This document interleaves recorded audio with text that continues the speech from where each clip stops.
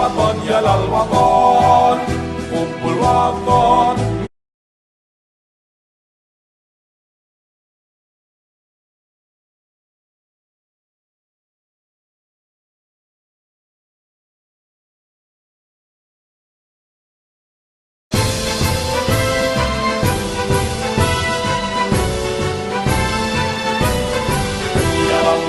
Ya lal waton ya lal waton, kumpul waton minal iman, walatakum minal hirman, inhadu alal waton. Ya lal waton ya lal waton ya lal waton, kumpul waton minal iman, walatakum minal hirman, inhadu alal waton.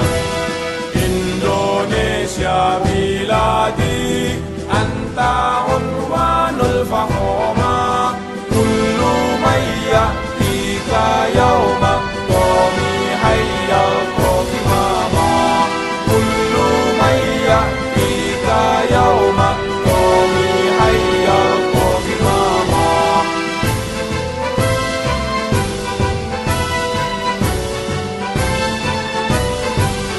Siapkah hati wahai tanah airku, cintamu dalam imanku, jangan halangkan nasibmu, bangkitlah hai bangsaku. Siapkah hati wahai tanah airku, cintamu dalam imanku, jangan halangkan nasibmu, bangkitlah hai bangsaku. Indonesia negeriku, engkau panji martabatku, siapa datang mengancammu, kan binasa di bawah tulimu. Siapa datang mengancammu, kan binasa di bawah tulimu.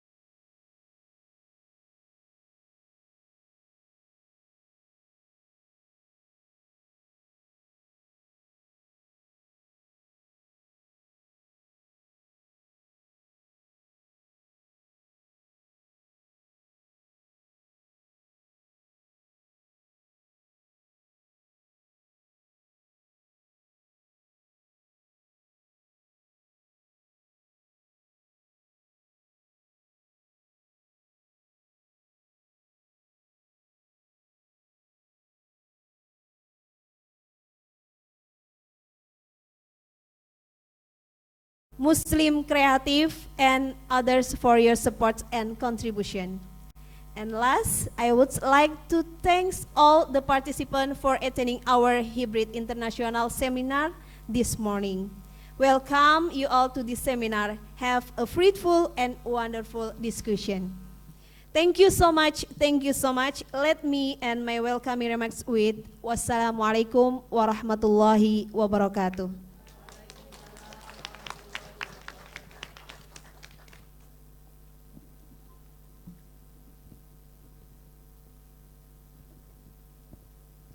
Thank you very much. Our next agenda now, please help me to welcome a second speech. The Provincial Board of Nahdlatul Ulama Yogyakarta to Mr. Ahmad Rafiq. Please, time is yours.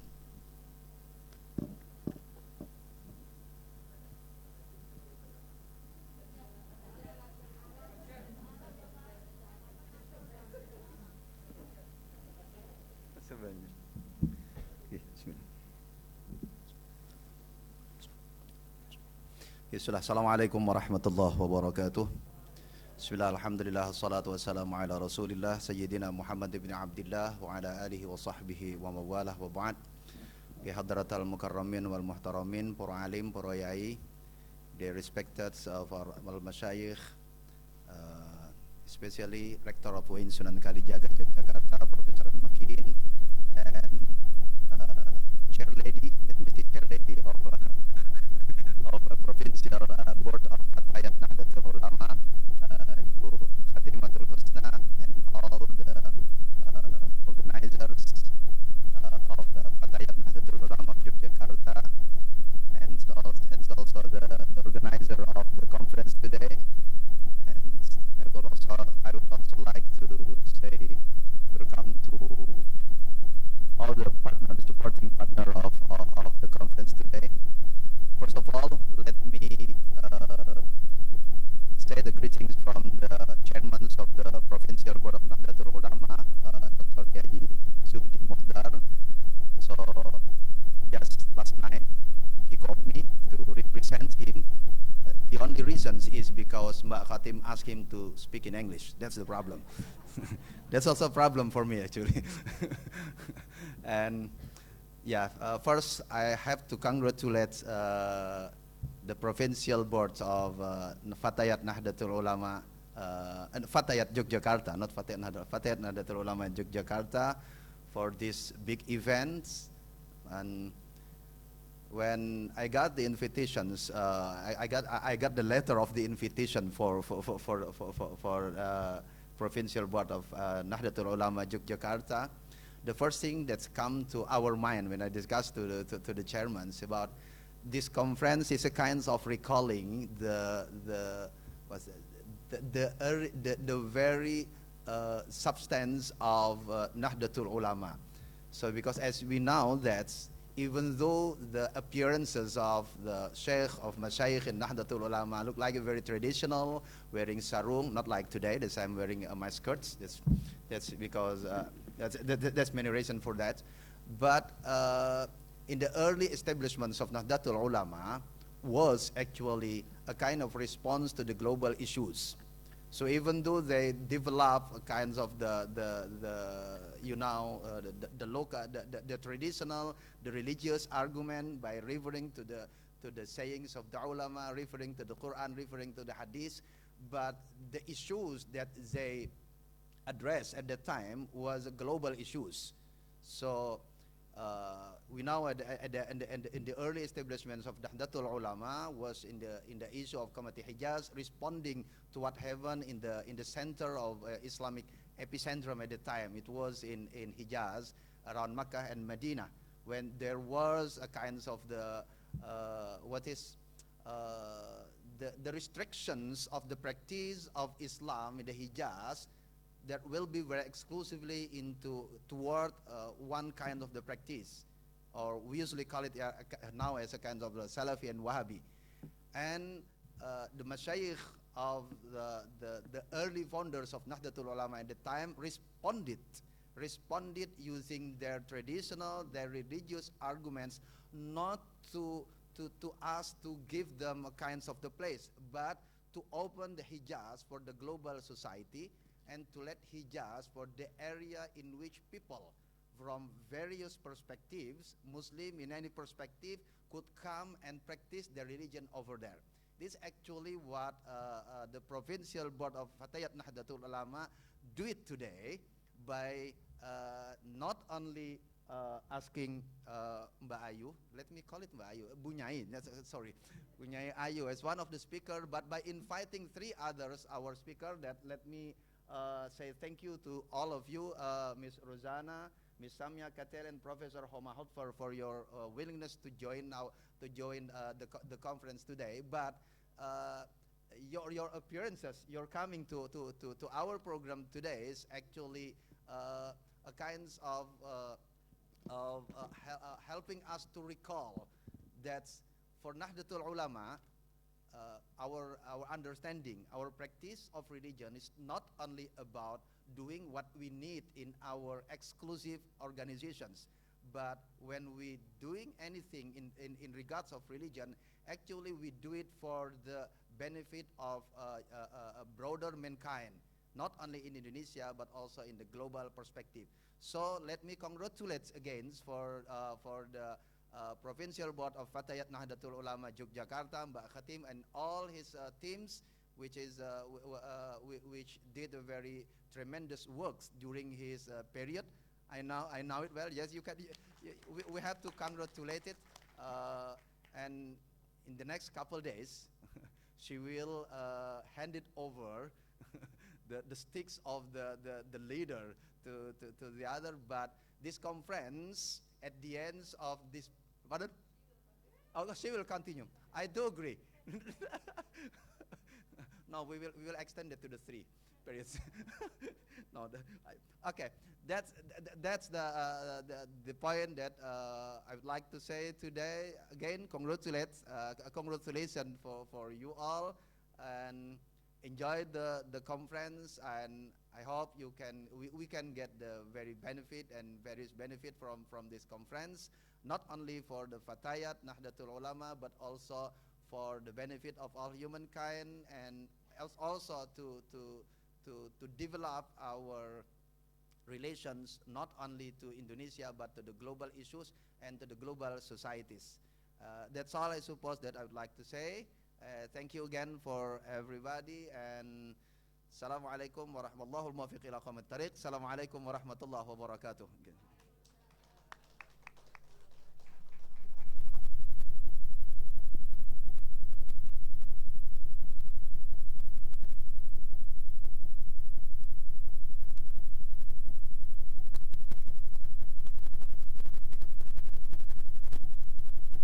Thank you very much. Now please welcome the Rector of Sunan Kalijaga State Islamic University, Professor Al-Makin, would like to invite you to officially open this hybrid international seminar. To Professor Al-Makin, please, time is yours.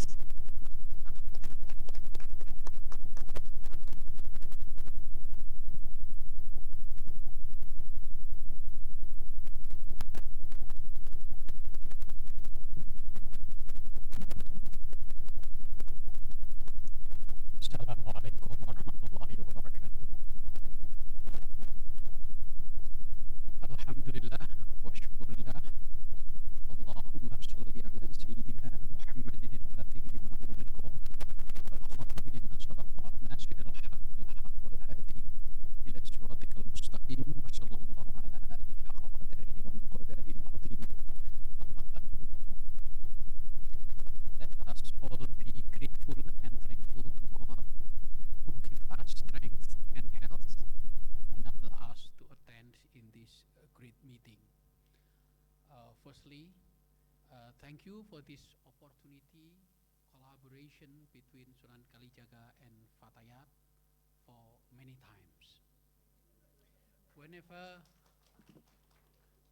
Whenever Fatayat came to my office asking favor, I always say yes without any hesitation.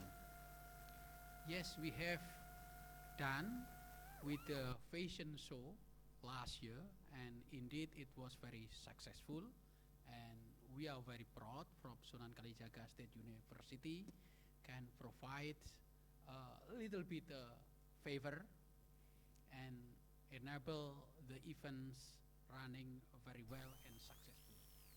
And to this conference, indeed, it is our honor and our pleasure to extend our hand to support this such a great international conference. Dear all speakers,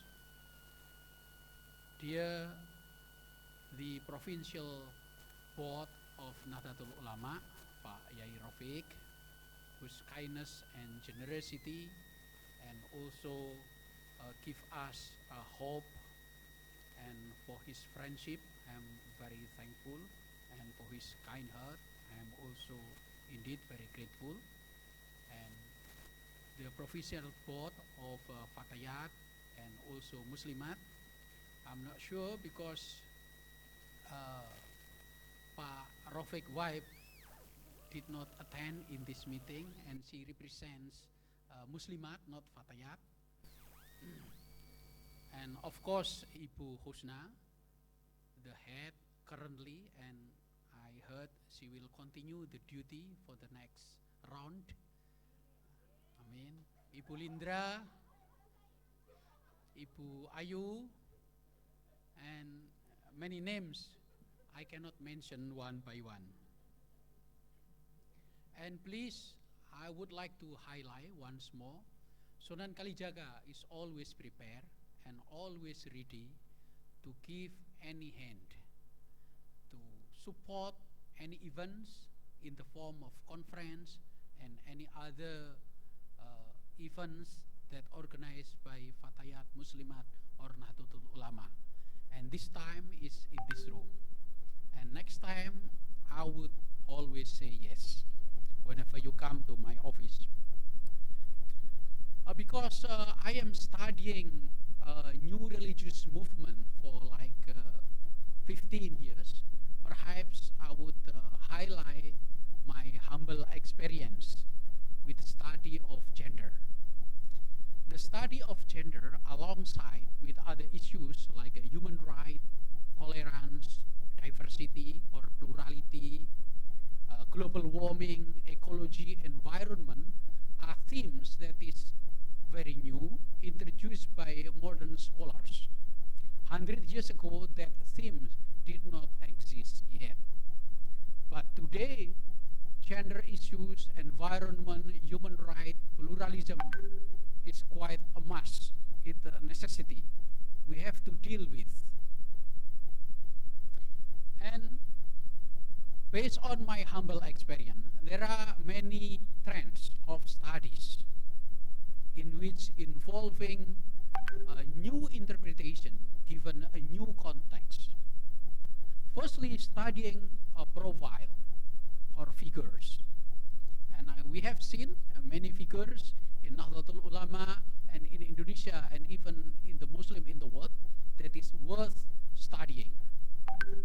We could extract lesson from leaders, religious leaders like Bu Sinta Nuriyah, who got honorary degree from us 2 years ago, and we will continue such a great honorary degree, inshallah, this year or next year. Secondly, studying of community. And indeed, I have done this with my humble efforts. I studied new religious movement like Lia Eden in Jakarta, based in Ciputat, and Kavatar, and other claimants to prophethood. And 2 years ago, I started to study Banser and Karva. And I did interview some activists of Banser and Karva from Sleman, Magelang, Purwokerto, and also Tulungagung. And it was very fun, but because then I was granted this opportunity to be director, so I quit for a while, and then I will continue afterward. Next is very interesting, our study of traditions Of course, Nahdlatul Ulama is very rich in terms of tradition, as Pak Yai Rafiq has mentioned, that during the birth of this movement, we have witnessed our big role in response to global issues like Hijazi issues in the early 20th century. And the last but not least is studying text. And all of these kind of studies require our innovations, our creativity, how we should give a new meanings, particularly with the issues of gender. And we have witnessed many activists from Nahdlatul Ulama who pioneer in this endeavor, and including Bu Yai Ayu. And Sunan Kalijaga is a place where you could discuss such an issue safely. Remember, like 10 years ago or 5 years ago even, when we cannot talk freely about creativity and innovation in Islamic theology, because many quote-unquote conservative and radical group threatens our ijtihad, our endeavor to give new interpretation. They feel threatened by our endeavor to give new meaning, because new meaning kind of disturb to the existing establishment. And I'm sure Sunan Kalijaga has played a particular role in giving a place and also scholars and also result of studies that support this such a direction, I'm sure. So it is always our honor and our pleasure to take a certain little bit, a role in supporting this endeavor. Without further ado, let us welcome this event. And should I open this officially? Okay, let us open by reciting Basmalah together. Bismillahirrahmanirrahim. By this, we officially start this meeting, and we wish the conference will be very fruitful, will be very productive, having a result to show, to contribute to Indonesian's Islamic discourse. Thank you very much, and Sunan Kalijaga is very proud, and Sunan Kalijaga is very honored to extend hand in this event. Thank you very much. Wassalamualaikum warahmatullahi wabarakatuh.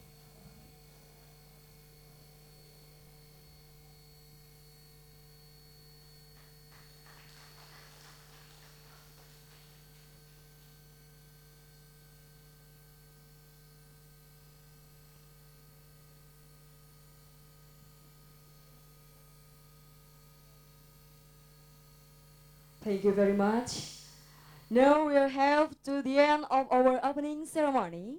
But before I give the time to the moderator for the panel presentation, I would like to inform you that we provide both sign language and language interpretation that can be accessed through Zoom feature.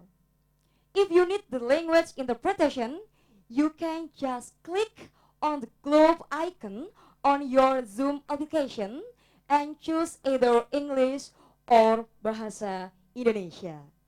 Ladies and gentlemen, I'm Mahatu Fikriya. As the MC, would give the time to Mrs. Nur Isma as the moderator. To Mrs. Nur Isma, please, time is yours.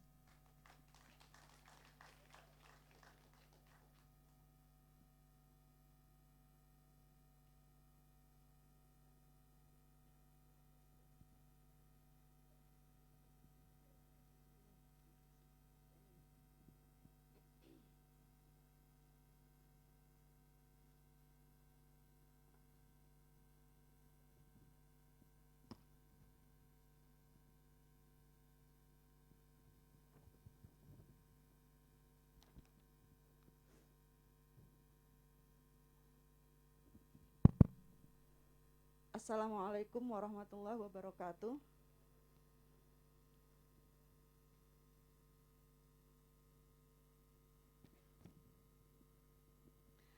Good morning, everyone.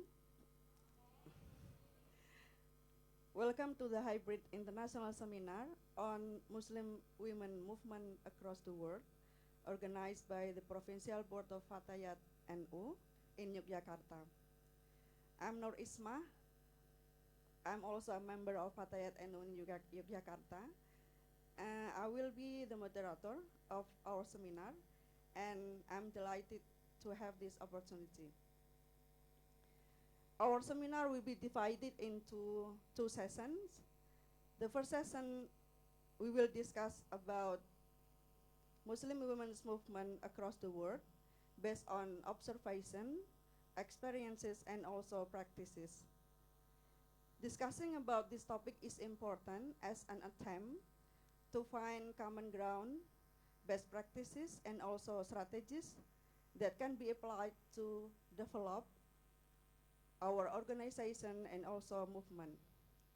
This is also as an attempt to contextualize our local and also national organization among global Muslim women movements.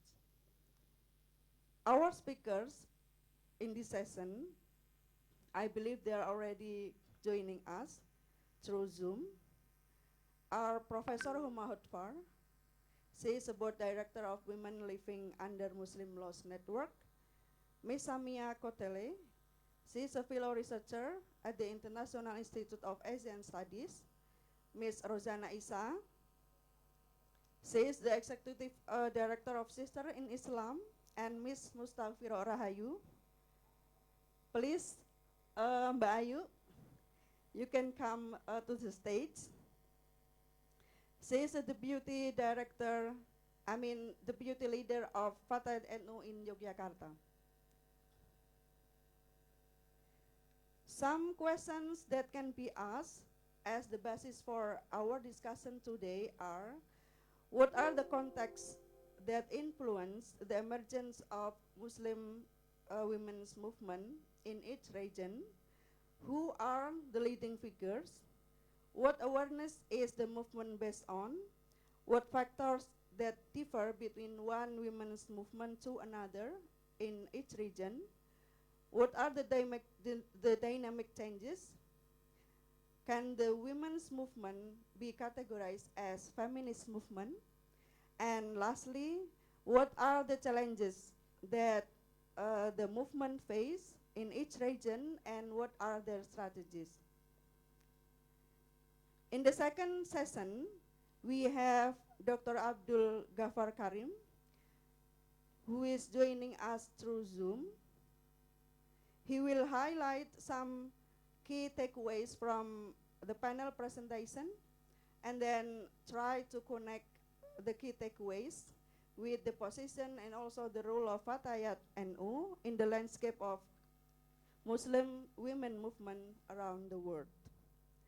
Each session will have speaker presentation for around 18 minutes for each speaker, so please be concise.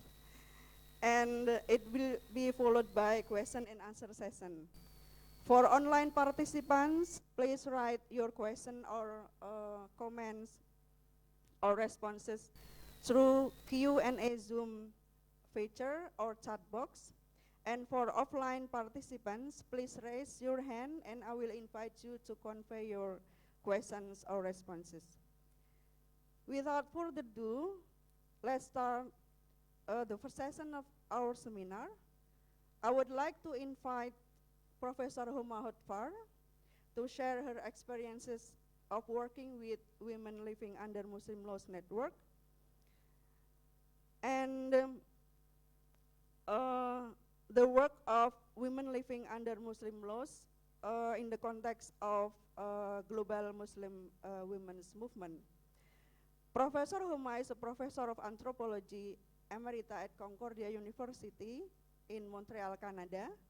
Her field-based research and expertise are in political economy and legal anthropology.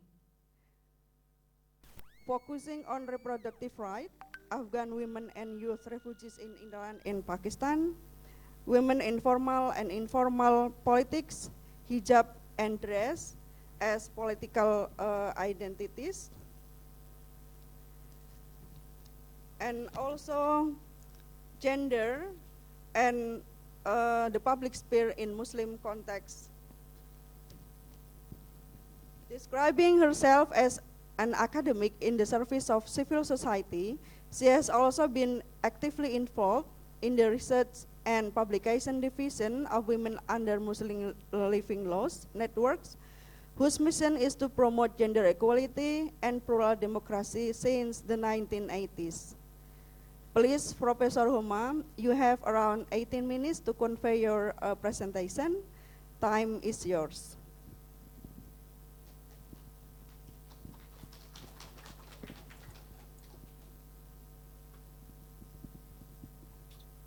Thank you. Good morning, and thank you for the invitation. I hope to be clear. I would like to share, I have a PowerPoint which I would like to share. So if you could please allow me to share screen.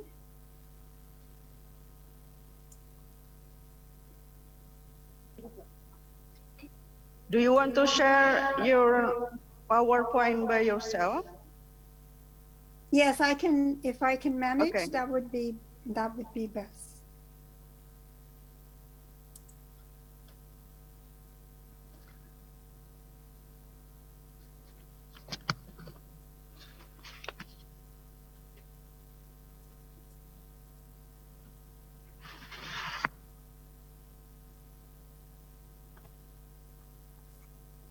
I cannot.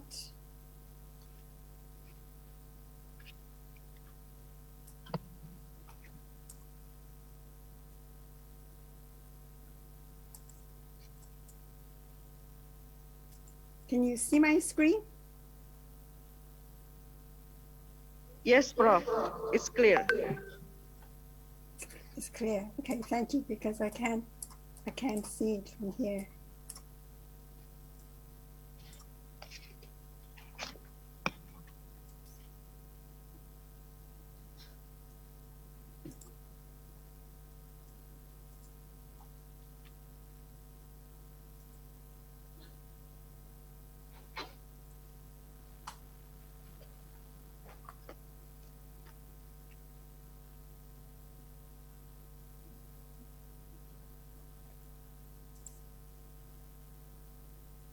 Good. Okay. I was asked to talk about the Muslim women movement, but I rather speak about Muslim women, transnational women's movement, because I think a lot of us know issues in our countries, but what is needed in today's world is paying attention to how we connect to one another and how we can support one another. I'm also concerned that we often tend to forget history. I was very glad to hear that some of the earlier speakers talk a little bit more about the speaks. So I would really like to go back to discuss the issues that was raised. Sorry.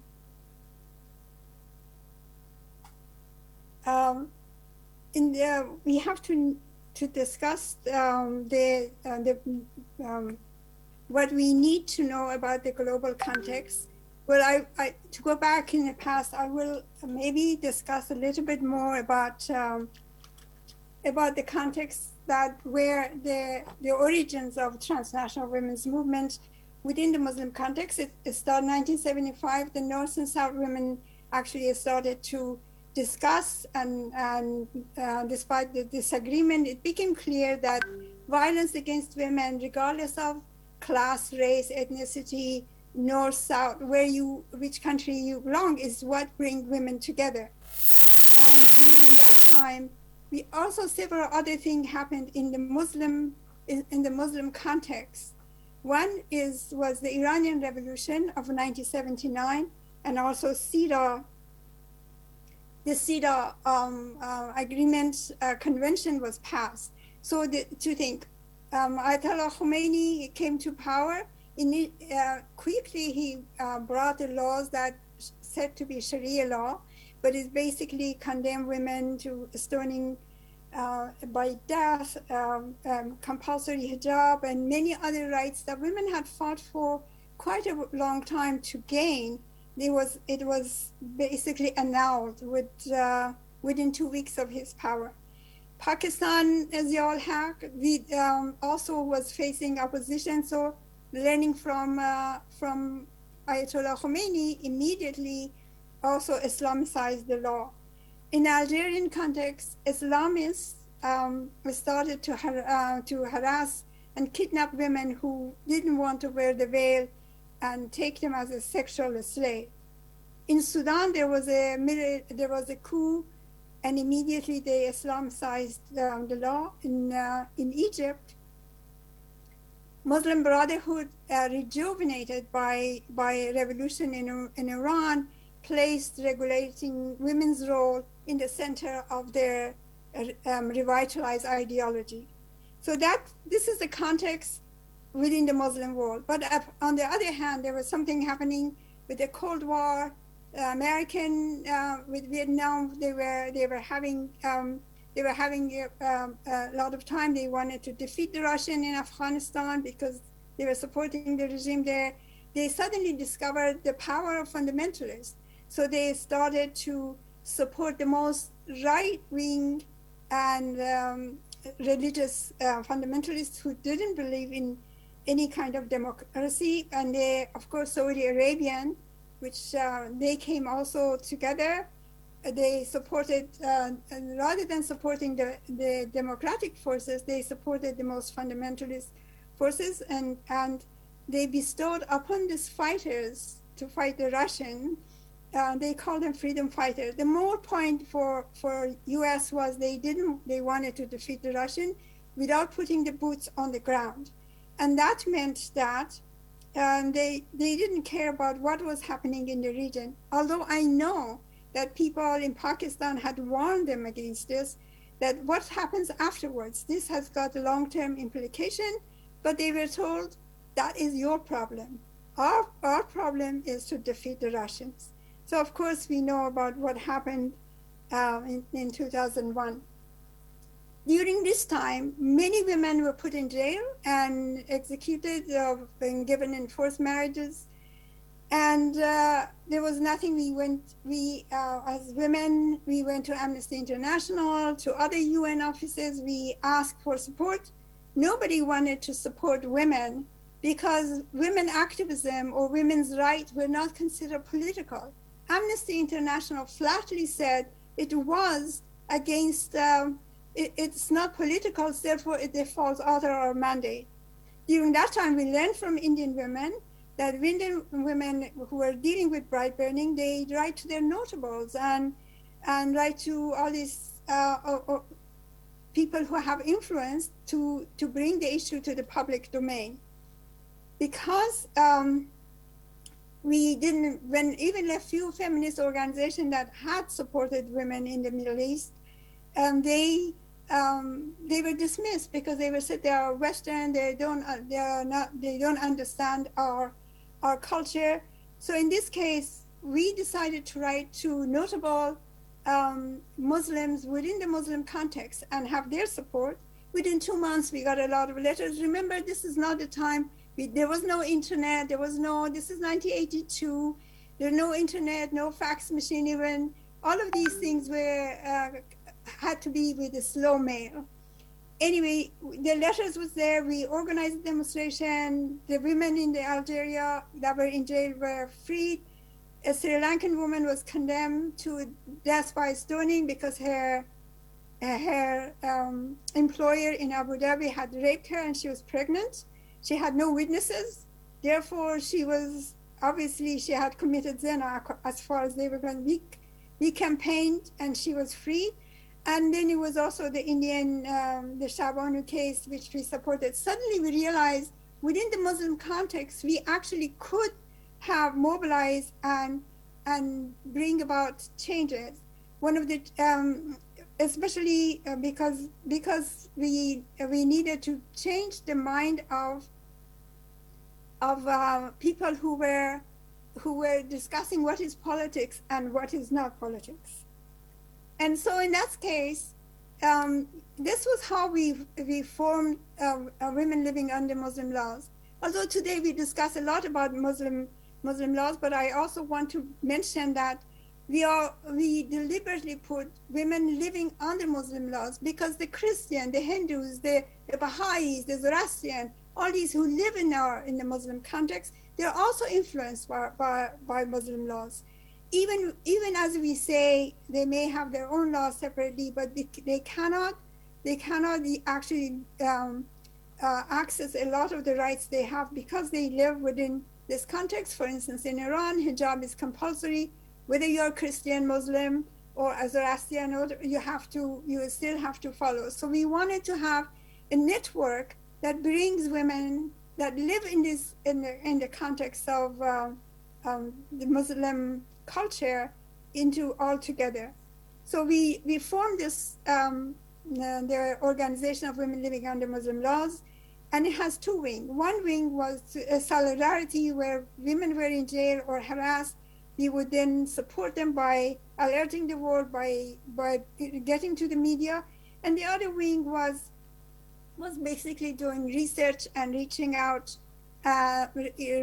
to other organizations. But one of the problems was at the time there were not very many women's organizations in the Muslim context. In fact, in the 1975 women's meeting, it was a women and development meeting. Many of the Muslim countries send a man to represent the women in the development in that context. So this was also quite important. The only region that had done so. Going back to global context, this was very important. At that time, eradication of violence against women, which was the glue that brought all the women from across the world together, was a priority. In order for that violence to be recognized, we realized that women's human rights are not recognized, even by UN. UN understanding of human rights didn't actually include women. So we had a campaign on women's rights are human rights that finally was accepted in 1993. I can go in detail during the question mark. And also we wanted to establish the rape as a weapon of the war, which women in Korea and in Bangladesh and in Germany had documented this, but they had no venue to take it to the case to be discussed. And then women and peace, of course, this was a major thing because militarism is always against women, whether you live in the north or you live in the south, whichever country you live, and that was the major problem. So what we did, we realized that firstly, although there is so much talk about women in Islamic country, there is not a single document that women can take and read all the surahs and ayahs and things that is relate to them. So we created one of those. We